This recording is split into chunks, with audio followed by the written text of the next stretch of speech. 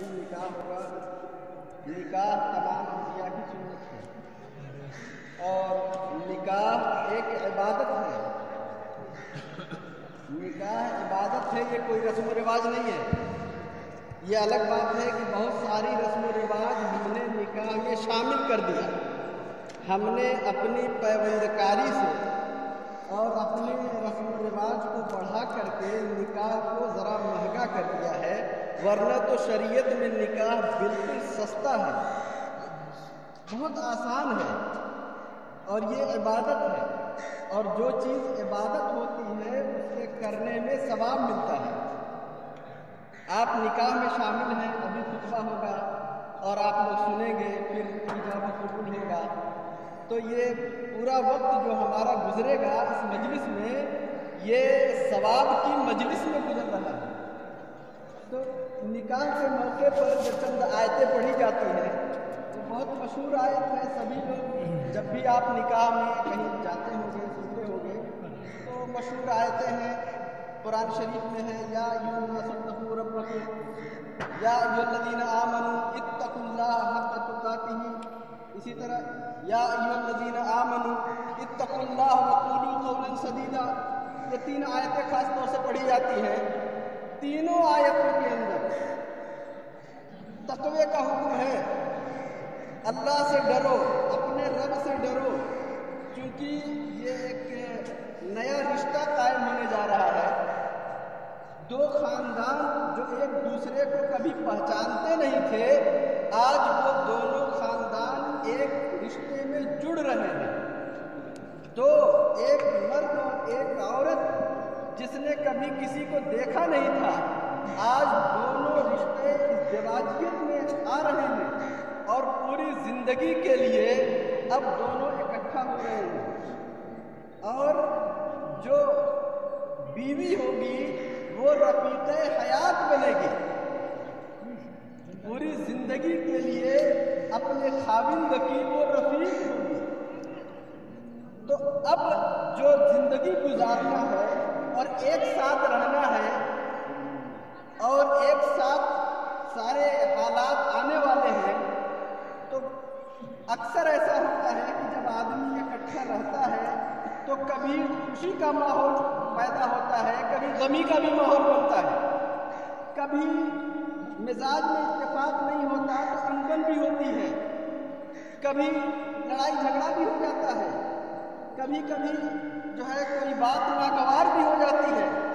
کبھی شوہر کے اندر مزاج میں سختی ہوتی ہے تو کبھی بیوی کی گفتگو میں کڑواہٹ ہوتی ہے. بہت سارے حالات ہوتے ہیں. ان تمام چیزوں کو سامنے رکھتے ہوئے اللہ تعالیٰ نے بار بار ڈرنے کا حکم دیا ہے کہ اللہ سے ڈرو، کیونکہ یہ ایک رشتہ ایسا قائم ہو رہا ہے جو موت تک قائم رہے گا. جب اللہ کا خوف اور تقوی اپنے دل میں ہوگا، ہم اللہ تعالیٰ سے ڈریں گے تو پھر اللہ کے حکم کے مطابق زندگی گزاریں گے. شوہر کے اوپر بیوی کا کیا حق ہے اور بیوی کے اوپر شوہر کا کیا حق ہے، جب دونوں ایک دوسرے کے حقوق کو سمجھیں گے اور ایک دوسرے کے حقوق کو ادا کریں گے تو پوری زندگی خیر سکون کی زندگی بنے گی. اور جب شوہر اپنے بیوی کے حقوق سے کوئی اس کو جانکاری نہیں ہوگی اور بیوی کو اپنے شوہر کے حقوق کے بارے میں جانکاری نہیں ہوگی تو ہمیشہ تو میں ہوتی رہے گی. تو الحمدللہ جن کا نکاح ہونے جا رہا ہے وہ تو ایک عالم دین ہے، وہ جانتے ہیں کہ کیسے شریعت نے زندگی گزارنے کا حکم دیا ہے. پڑوسی کے ساتھ کیسے رہنا ہے، ماں باپ کے ساتھ کیسے رہنا ہے، بیوی کے ساتھ کیسے رہنا ہے، بھائی بہنوں کے ساتھ کیسے رہنا ہے.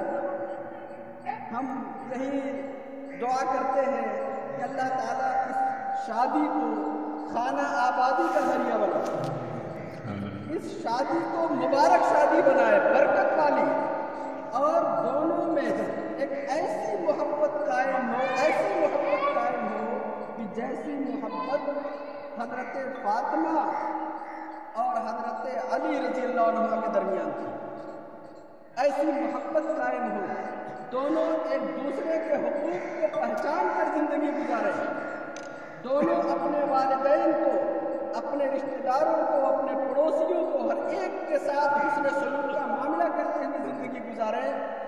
यही शरीयत कहती है जब आपस में हर एक दूसरे का पासो लिहाज करेगा तो यकीनन पूरी जिंदगी चैन और सुकून की जिंदगी होगी।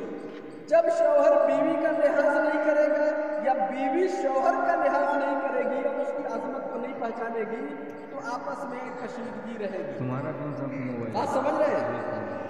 एक वाकया मैं बताऊं आपको, अभी वो इजाजत लेके आए नहीं है आज आगे।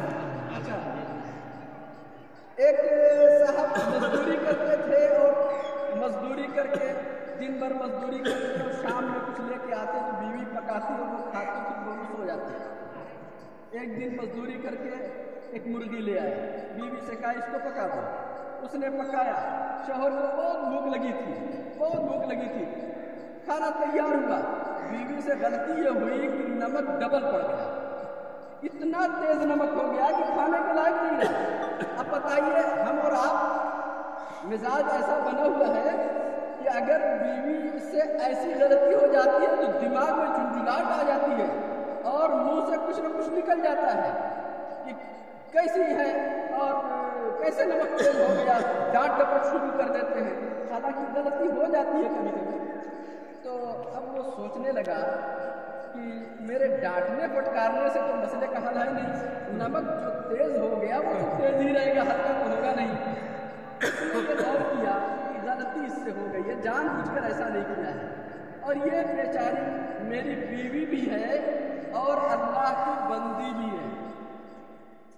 तो अल्लाह की बंदी समझकर उसने अपनी बीवी को माफ कर दिया और बगैर खाए बेचारा सो गया। जब उस बंदे का इंतकाल हुआ तो एक बुजुर्ग ने ख्वाब में देखा कि वो जन्नत में टहल रहा है। पूछा कि आखिर जन्नत में आने के लिए कौन सी नेकी तुम्हारी अल्लाह को पसंद आई है? कहने लगा कि मैं तो बहुत गुनहगार था, मगर मैंने एक दिन ऐसा हुआ कि बीवी से खाने में नमक तेज हो गया था और मैं सिर्फ और सिर्फ अल्लाह की बंदी समझकर उसको माफ किया। अल्लाह की बंदी समझकर माफ किया तो अल्लाह ने मेरे पूरी जिंदगी के गुनाह को माफ कर दिया। ये होता है ऐसे। और ऐसे ही बाज़ मर्तबा ऐसा होता है कि बाज़े लोग बीवियों की मोहब्बत में इतना ज्यादा तेज हो जाते हैं कि अपने माँ बाप को भूल जाते हैं। ऐसा भी बहुत देखा गया है। बम्बई का एक वाकया है कि एक साहब अपनी बीवी से इतनी मोहब्बत करते थे कि जब उनकी बीवी और उनके वालिदा के दरमियान कुछ अनबन होती थी तो ये जनाब अपनी बीवी का पाठ लेकर बीवी की बात सुनते थे और अपनी माँ को जो है हटा देते थे। माँ को तकलीफ पहुंच जाती थी। अब ये अच्छी बात नहीं है। बीवी के लिए दुनिया में जो सबसे ज्यादा बड़ा हक उसके ऊपर उसके शौहर का है, लेकिन शौहर के लिए सबसे बड़ा हक यह है कि वो अपनी माँ को हमेशा खुश रखे। शौहर अपनी माँ को बीवी के मुकाबले में अपनी माँ को खुश रखे, इसलिए कि बीवी को मना लेगा बाद में, लेकिन माँ अगर नाराज हो गई तो माँ जन्नत है और जन्नत में जाने के लिए बगैर माँ को खुश किए जन्नत में नहीं जा सकता। अब ये वाक़या हो गया, उनकी वालिदा को जो तकलीफ पहुंची तो उनकी वालिदा की जुबान से कुछ बद्दुआ निकल गई। बद्दुआ क्या निकली? बद्दुआ ये निकली कि जा तू मेरा जनाजा नहीं पाएगा और तू कोढ़ के मर्ज में मुब्तला हो जाएगा। इस तरह से उसने कह दिया। और माँ बाप की दुआ बड़ी जल्दी कबूल होती है और ऐसा ही हो गया कि उस बीमारी में ये जनाब मुब्तला हो गए, अब कहीं जा नहीं सकते। उसी दौरान उनकी वालिदा बीमार हुई, इंतकाल हुआ, जनाजे में शरीक नहीं हो पाए। ایک صاحب ان کے پاس پہنچے کہ بھائی آپ کو یہ کیا ہو گیا؟ کہنے لگے کہ میں کیا بتاؤں، میری والدہ کی بددعا مجھے لگی۔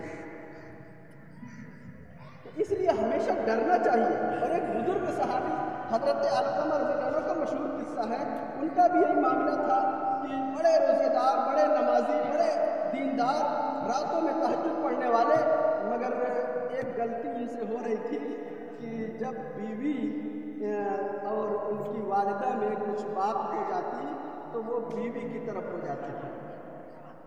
اب ان کی والدہ ناراض ہو گئی، والدہ ناراض ہو گئی، حضرت علقمہ بیمار پڑ گئے، آخری عمر، دنیا سے جانے کا وقت آ گیا۔